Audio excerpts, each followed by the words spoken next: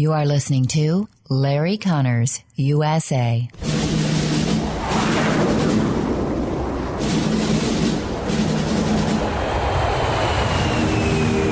You want answers? I think I'm entitled. You want answers? I want the truth! You can't handle the truth! This is Larry Conners USA. Larry Conners USA.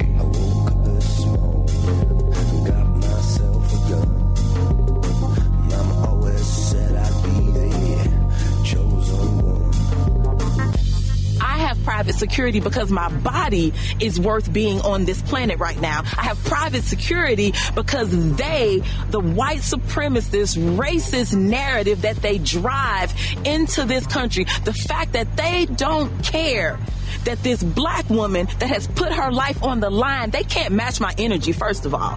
This black woman who puts her life on the line, they don't care that I could be taken out of here. They actually probably are okay with that. But this is the thing.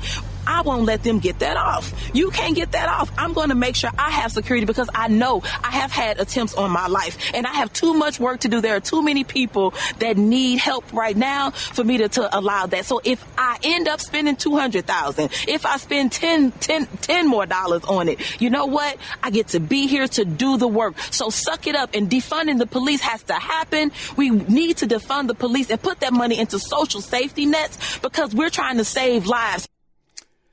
This is August 5th, 2021. That's the tirade of Missouri Congresswoman Cori Bush on CBS News, when actually she got asked a question.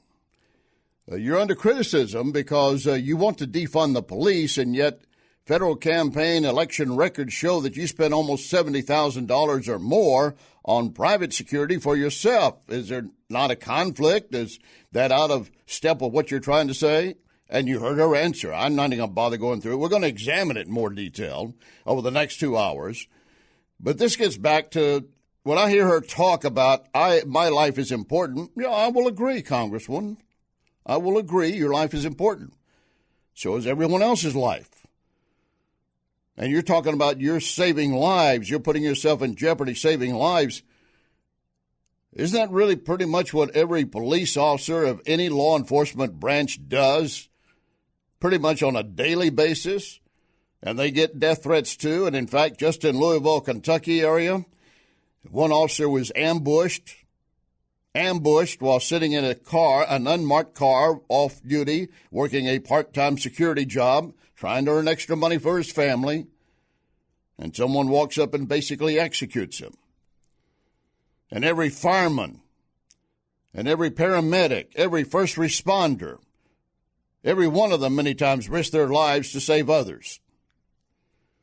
That's Cori Bush, of course, going on because she sat on the Capitol steps and demanded, and sleeping there, that we go ahead and move forward to stop the eviction process, which had expired.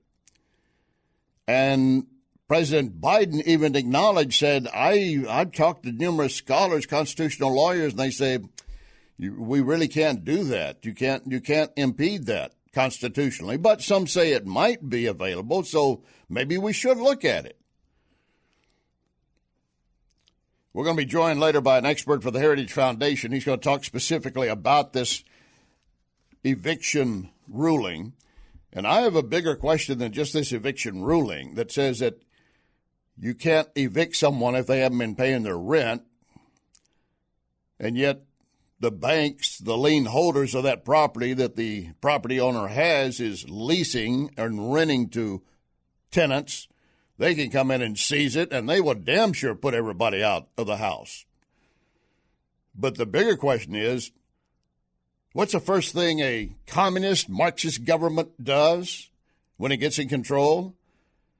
It begins to nationalize everything. Businesses no longer privately owned. They are now owned by the nation, the government.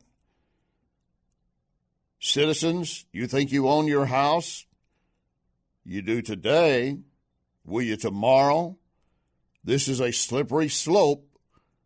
If we don't put a stop to it now and demand that this cannot continue like this, I can have sympathy and empathy for those who need a place and to throw them out But if they had the money and they could have been paying, and in some cases they certainly could.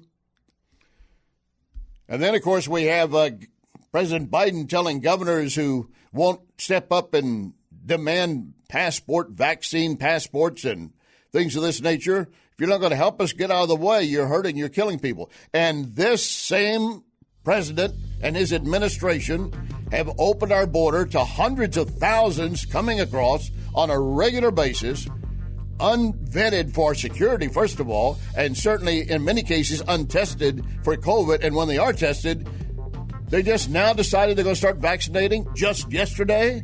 We got a lot to cover the next 2 hours. Lock and load. Ready on the right.